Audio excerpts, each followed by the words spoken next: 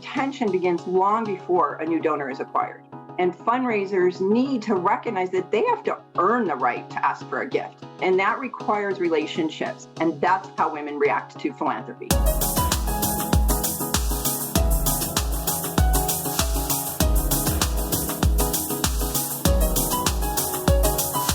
Welcome to the Nonprofit Fundraising Exchange, a podcast from IPM Advancement. Our mission is to help you raise more money so you can make the world a better place. Today's topic, engaging women philanthropists to improve donor retention.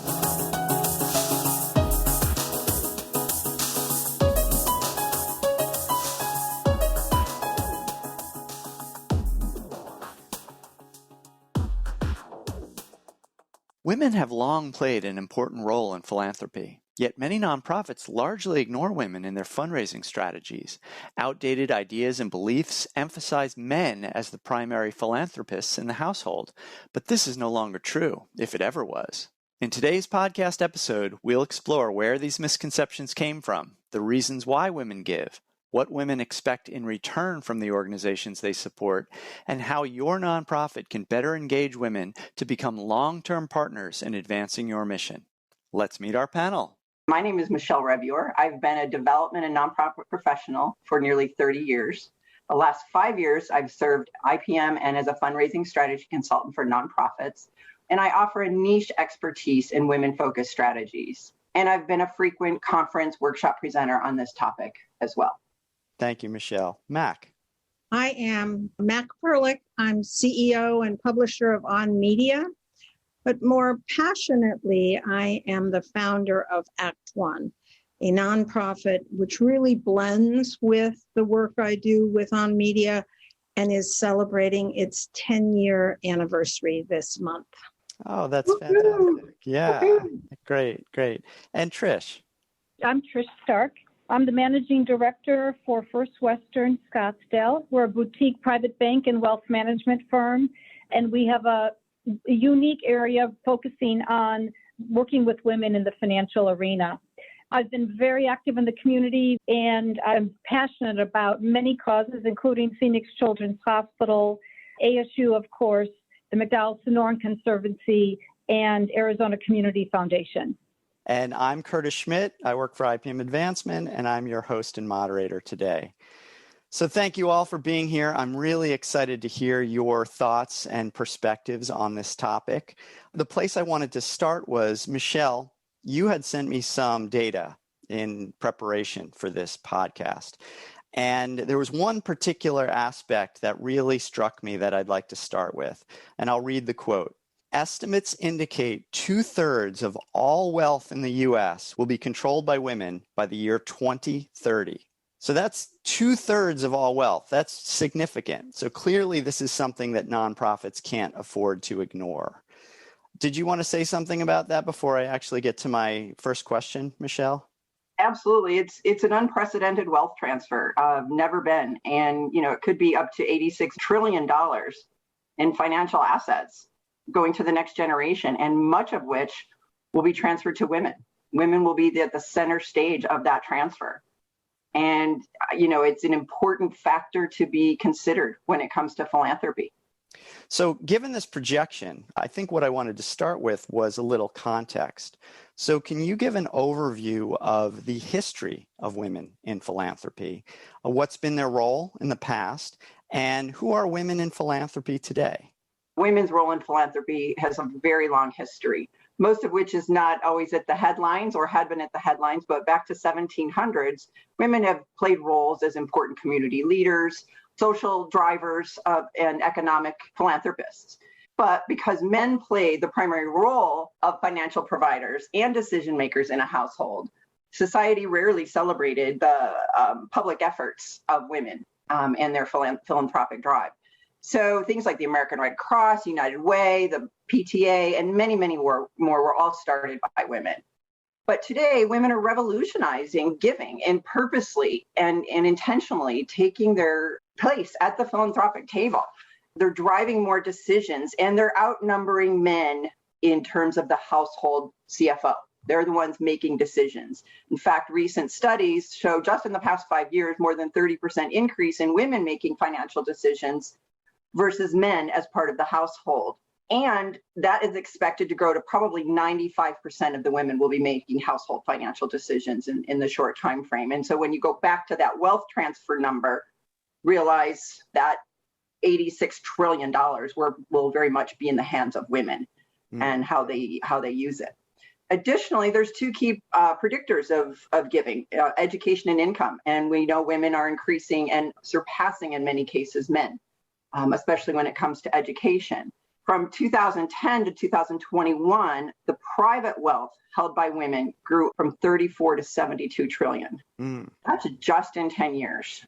And they're using this affluence very deliberately and systematically, as well as very generously and boldly. And we've seen it in the headlines of today's philanthropists. You know, we talked about the history, but today's philanthropists are really front page news. Alice Walton, the richest woman in the world, she gives $51 billion a year in philanthropy. We've seen Mackenzie Scott Bezos, just since she divorced Jeff Bezos, she's donated $9 billion.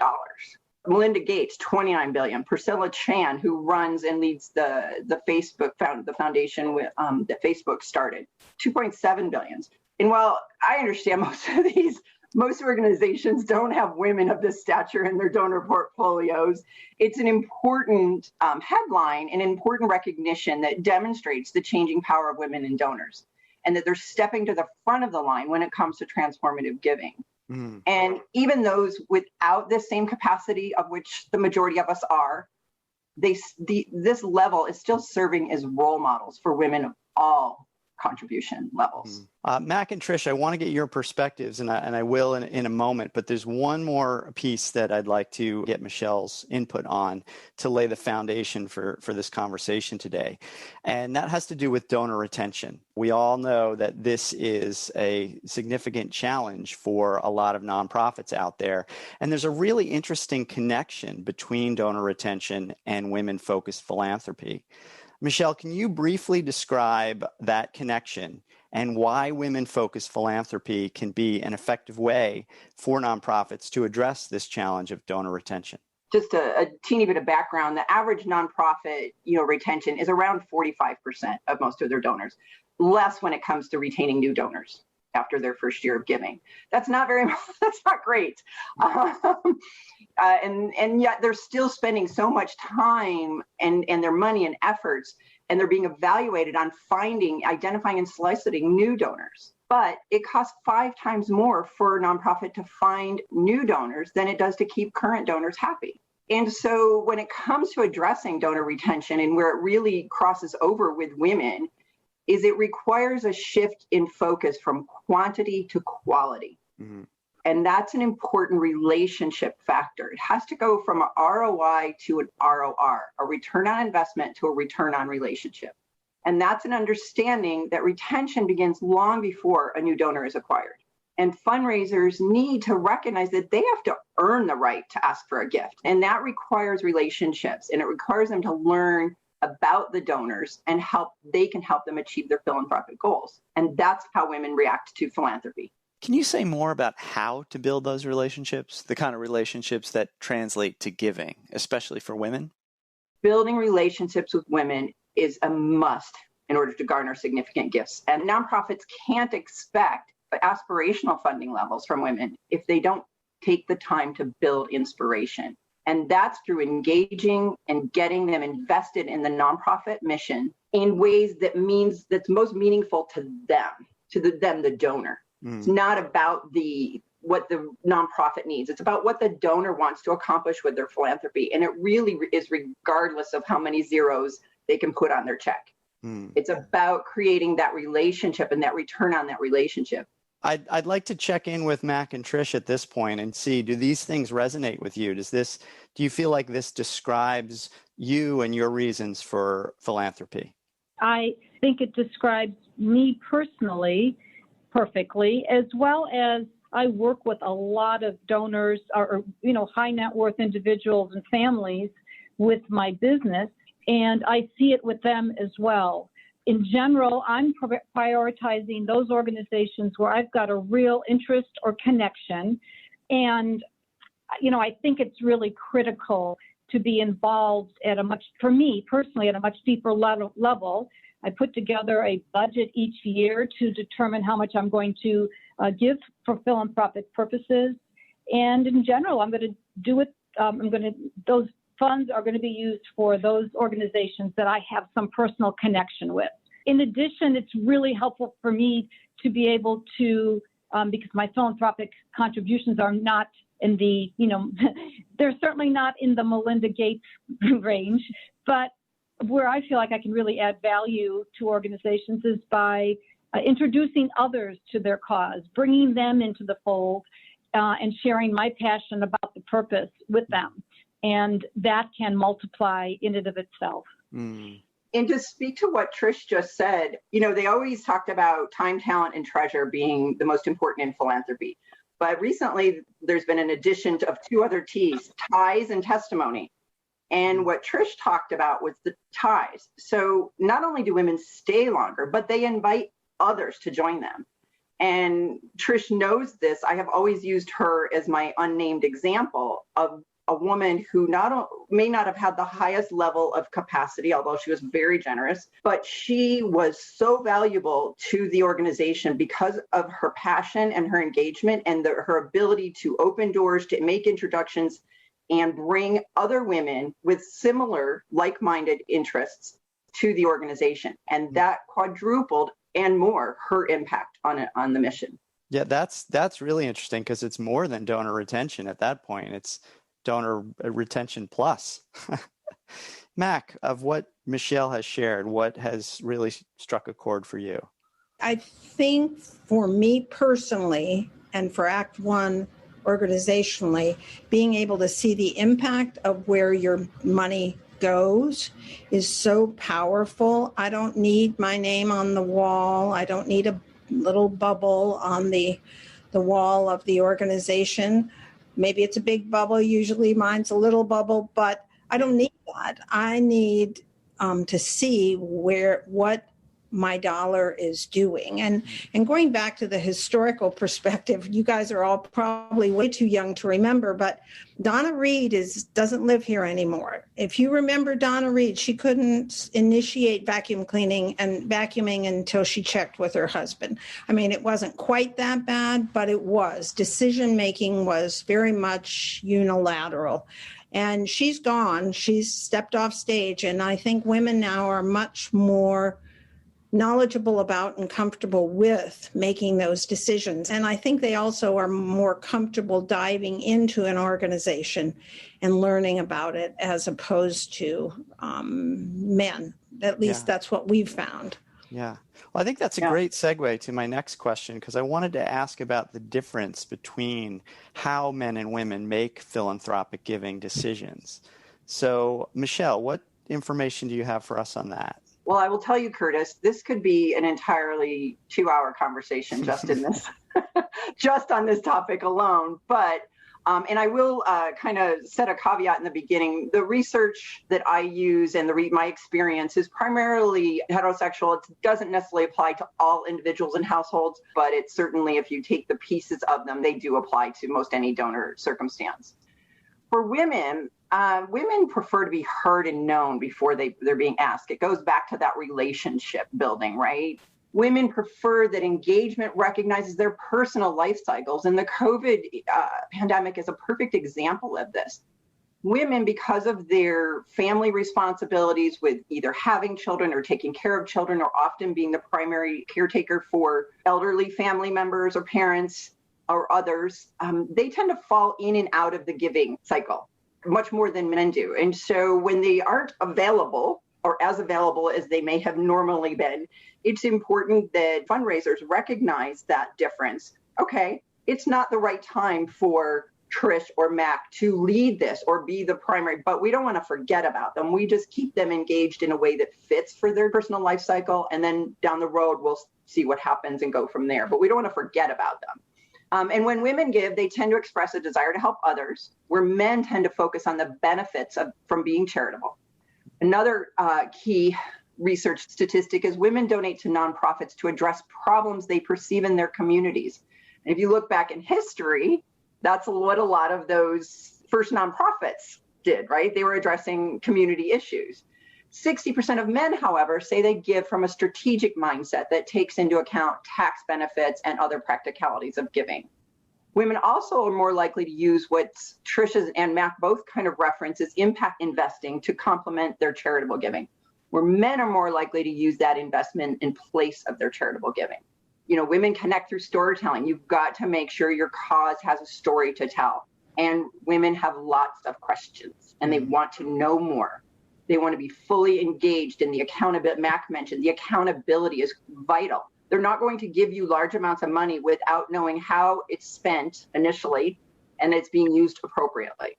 What I'd like to ask Mac and Trish, what I'd like to ask you is, given what Michelle just described, can you give an example of how maybe a nonprofit communicated to you or treated you that didn't feel like it was appropriate, that felt like, you know, not necessarily that they were talking to a man, but that didn't connect with you? Without naming names, of course. Is there an example that you can offer of when it just didn't work for you? I think oftentimes the nonprofits with which I've been involved is you ascend, if you will, to a leadership position. So you're on the board and you serve your 3 or 6 or 9 years, however many. Sounds like prison, but you serve your term and they forget about you. They don't nurture that relationship. Don't ask you to come back on the board, but they don't nurture. And going back to the point you made about Trish's skill at connecting. I mean, here they know so much about the organization and can connect so many people. So I think breaking up with people who've been involved, much like high school people do, just leaving them at their locker and never coming back is a big mistake. The other one that's happened to us on occasion is, my real name is Linda and my husband's name is John Russell. But when we get a letter from an organization, Dear Linda and John, no one's called him that in 20 years, and no one except my mother called me Linda. So I know that my relationship with this letter writer is not strong. Trish, is there anything that you've experienced that really didn't work for you, whether it turned you off or just didn't connect? Anything you want to share? I agree completely with Mac's comment about when you've been in leadership positions and once you're done, you feel like you've dropped off a cliff relative to that organization. But in addition to that, I think that's a real challenge for organizations as they change their own leadership, because that new leader is trying to figure out what is going on, who are the most important contributors, and understandably so to a point. They're really focused on the larger, more significant donors that give significant dollars. And they sometimes can leave others to feel like they're not at all important. And if the organization had been doing certain kinds of activities and giving people access to behind the scenes, events or pieces of information, and then suddenly that shifts, and that, not only are only the large donors being incorporated into the thought process, but now all the other elements that allowed people to feel connected are diminished. That can be a challenge. Interesting. And Curtis, that is one of the most important things about women-focused philanthropy and nonprofits. It has to come from all areas of the organization. It cannot be just an understanding by the development staff. It's simply adapting to the new donor realities. Men and women are both vital. This is not about diminishing men's role or taking it away. It's just recognizing that women are now at the table with the men, and they may decide differently than the men do in terms of where, what, and how to make a gift. And again, if it's not ingrained in the entire organization, then it will diminish or disappear with turnover of individual staff or leadership. Good point. The change needs to be systemic. And I know you have some suggestions on that point, but before we talk about solutions and advice, and for our listeners, we are going to get there, I promise. But before that, I want to ask you, Michelle, what are some of the common fundraising strategies that nonprofits use? Maybe things they've always done, things they just assume are tried and true, but really don't reflect this new understanding that we're talking about. So they just don't connect with women donors. Most nonprofits still use fundraising practices that were established in the 60s. We talked about before when the typical family household was, and the donor was white, straight male, right? That's not the case anymore.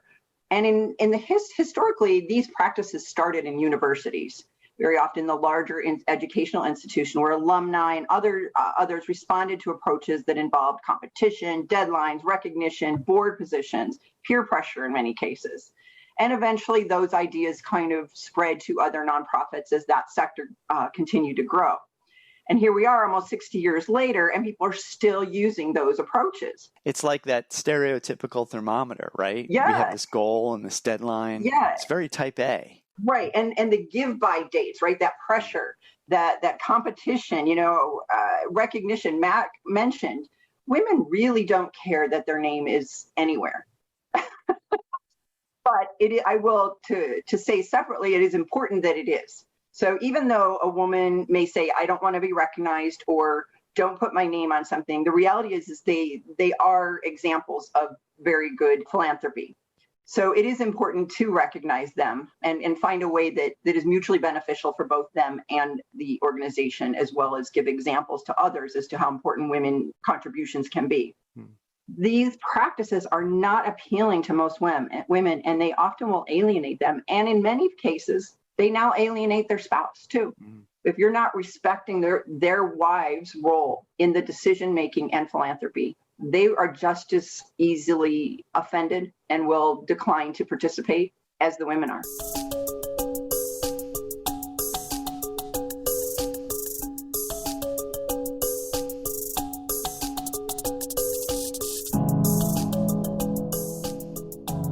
Hi, this is Curtis from IPM Advancement jumping in for a moment. If you're a nonprofit professional who has questions about your program, or maybe you feel like you've taken your advocacy, fundraising, or membership effort as far as you can and you need some fresh ideas, we have a special offer for you today. NPFX podcast listeners can get a free 30-minute consultation with IPM, no strings attached, when you go to ipmadvancement.com/free. Just enter a few details and an IPM team member will contact you to follow up. It's that easy. That website again is ipmadvancement.com/free. Thanks for listening, and we hope to talk to you soon. Now let's return to the episode.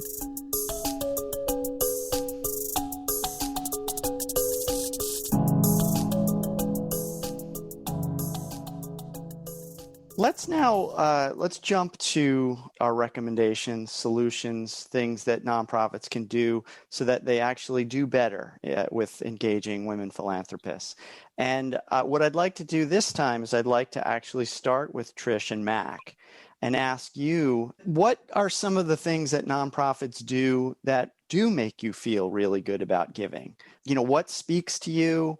What makes you feel like you are valued as a person, that you're a partner in this relationship? Can you give some examples? One of the things I've seen done brilliantly is when, to Mac's earlier point of not keeping board members and others that have been active, you don't even have to be a board member, it could just be major donors, is that one of the organizations I've been involved with where I served on the board, every Christmas, they have a holiday party for their past board chairs, key board members, current board members, kind of key people of the organization, as well as people that have been involved on a volunteer basis. That has done so much to keep my interest and to keep me connected to the organization. First of all, I hear about what's going on, which makes me feel that, the impact I have had in the past continues. And, I have found that to be a really excellent strategy to keep people involved with the purpose and vision of the organization. Great. Mac? When I get involved, I mean, if you think about it, what is it that ignites the spark in each of us about certain nonprofits, certain organizations, certain causes? I think when people have an understanding of what ignites that spark, that really moves people along. For me, it was education and the arts, which are my two passions. So I don't really want to read 990s and GuideStar. I can sort of, but I'd rather hear where that, I want to know that my money is making a difference. It's not remodeling the hall of the building. There's a direct line between where my tiny check is going and who and when it will impact those kids. Now, I think it's been interesting with this year of COVID that people have been worried about, well, I won't see a direct line between my check and the impact. But now that things, I think, are getting better, that line is returning. So does that answer your question? Yeah. And I think it's really interesting because, I listened to what Trish was saying. She mentioned the importance of communication. She mentioned the importance of recognizing past support. You're talking about demonstrating impact. All three of those are very closely related to donor retention, stewardship. So that connection between women-focused philanthropy, the reasons why women give, sound a lot like the reasons why people give again. Michelle, is there anything that you heard from Mac or Trish there that you kind of want to expand on? I do want to elaborate a little on something small that Mac mentioned, and that was about simple things like addressing your mailing envelope. Often nonprofits are focused on addressing to the household and not the donor. Mm-hmm. And it's important to recognize who your donor is. And if you don't know, you need to ask. Organizations need to ask who should be at the table when philanthropic decisions are being made. One spouse, two, both spouses, family. A lot of families, especially women-driven philanthropic families, are bringing their children in to decision-making of all ages. So if we're talking about sort of the donors at the bottom of the pyramid, right? Those, maybe $25 donors, $50 donors. I'm curious, is it a matter of simply asking them on the donor reply form, how would you like to be addressed? Or, what's the process here for that level donor? It can be easily as simple as putting it on the donor form. Mm-hmm. A lot of times surveys or new donor profiles. I used to send out every time somebody new came aboard, we sent out a profile. And of course, now can be all done electronically and easily that way as well. You don't have to send out forms, although you have to recognize some people still prefer the handwritten or the online, so you can provide both options. But yes, if you're not going to be meeting or talking to that individual because of priorities of time, yes, get it on every donor form of every kind, the online one, your written ones. Communicate with your donors. Mm-hmm. They need to hear from you. And then very often, those that have a greater passion, a greater interest, and potentially a greater capacity will raise their hand through that communication and say, hey, I'd like to learn more. Great. Well, Michelle, I'd really like to give listeners some very specific things that they can take away and they can do. So if there were, let's say, 3 to 5 best practices to help a nonprofit better connect with women philanthropists, what would they be? Oh, you're challenging me with a 3 to 5 list, Curtis. An organization does not have to make massive changes. They literally just have to be consciously acknowledging the role of women and the differences they make. Are you automatically handling materials or business card to the man? You're automatically directing your questions to the man. Do you introduce women as wives of, mothers of, as opposed to donors, investors? Those little things create such a big impact. One big example, best practice, is just to make sure your organization realizes that women's value is so much more than dollars raised. Identify ways that currently exist in your organization. This is not about creating new programs, new events, or anything, where you can utilize their passion, their expertise, that testimony that we talked about, those ties that we talked about, and recognize them as being a valued member of your organization. Really important too, for at least it has always been for me, to feel like I don't want to be someone's token woman. I want to feel like what I bring to the table has some value, and that it's not just the fact of my gender. And I would say that would probably apply to, all diverse populations. And I think that's really important. And that goes back to asking for their input, asking what they think, directing questions to the women, especially when they're meeting perhaps executives of the organization. Those are all things that make me feel like that I'm really there for the right reasons, and that they want me there for the right reasons. We need to really be conscious of listening, not just hearing when women are talking, and truly pick up on their experiences, their family, their history, and what they want to and what they can bring to the table. Again, want to is more importantly than can. Mac, did you have something you wanted to add? Yes, I was going to mention judging a book by its cover, as it were. I vividly remember my husband and I lived in Tucson for many years, and there was a woman who people really dismissed because she dressed like she was working in the backyard. Consistently, no matter where she went, she dressed like she was working in the backyard. Maybe she was before or after, but that resulted in people almost, particularly development people involved in this nonprofit of which I'm speaking, just sort of ignore her. And how do they know she's not worth more and has the potential for giving, whether time, talent, treasure, ties, or the last T, just as much as the person in the Chanel suit? So I think never assuming anything. And the other thought I had while we've all been talking is the value of asking questions. And for us, for Act One, a first question that we always ask is, do you remember the first time you went to see a performance? And oftentimes with people, it was their school. They went on a field trip. So then we talk about that emotive experience, and then that just leads into talking about what Act One does. But instead of talking, I try and listen and ask as much as possible. My next question is for all three of you.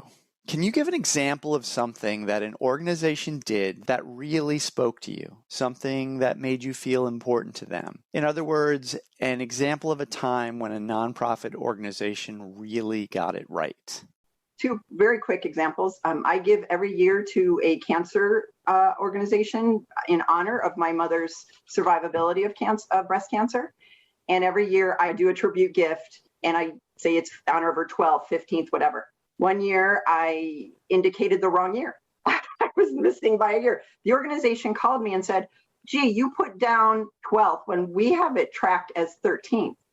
Do you want to verify? They called me on that. We're talking less than $100, that gift. And that meant the world to me. The example I have in helping a woman is I had a woman who wanted to give $1,000 a year for 5 years, and it would go into this more general fund. And I said, let's talk about how you can make a more direct gift. And we kind of went through a process, just talking, learning what she had done in the past, what made her smile, what didn't. And eventually she gave $1,000 a year to students who transferred to the university from community colleges to pursue a social work degree. And she heard from the first year, the two recipients that got that $500 basically. And she was blown away. And she said to me, and she still says to me at this point, she never knew she could make that much of an impact. And her gift has since quadrupled, and they've established an endowment. But it meant so much to me that she said she never would have realized the impact she could make. I get goosebumps. Yeah, me too. I love that. One thing I've noticed, there are organizations where every single employee or volunteer of the nonprofit knows who I am, knows that my dog was recently ill. It's not just the development people, but it's I contend, everyone from the janitor up in any for-profit or nonprofit organization is the organization. And to reflect that degree of caring about the individual donor, I think is quite laudable. I like that. Trish, do you have an example you'd like to share? I forgot to mention that I was very active with the Catholic Community Foundation.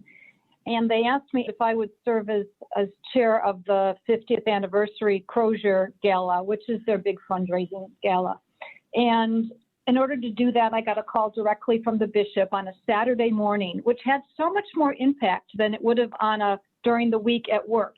Saturday morning, I'm reading the paper and drinking my coffee, and I get this call from the Catholic bishop, and I almost fell out of my chair. And he said, you are uniquely qualified to help us with this, and we just really need your help. It just meant so much to me that it was so important to him, and that he took his time on his weekend, on his time off, to reach out to me and ask. Mm-hmm. And then all through the process, they really made it very, very special for me, and including afterwards with a beautiful photo with me and the bishop at the event. And it was very, very special. But that call in a really off time has always had a big impact on me.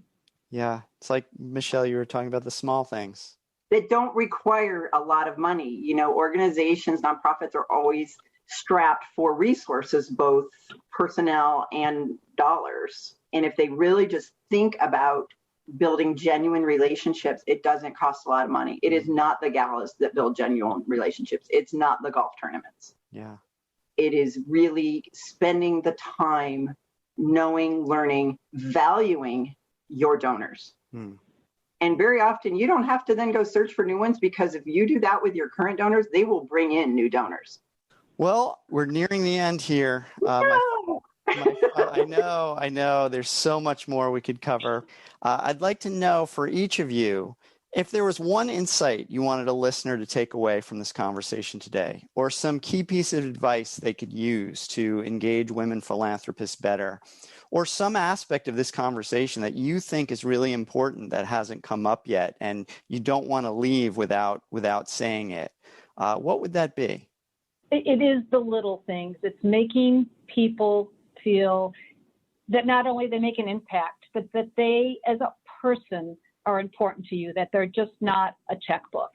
So however that works, and I also think a big part of that is asking, to Mac's point, asking great questions and listening to the answers to really help you understand what it is that motivates that person at this time, and treating them as a really valued person. Thank you, Trish. Mac.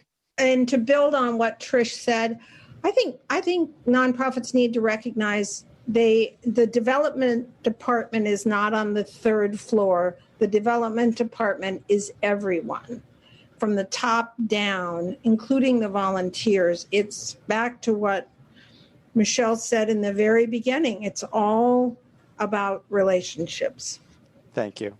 Mm-hmm. Michelle. Oh, I can't narrow it down, Curtis.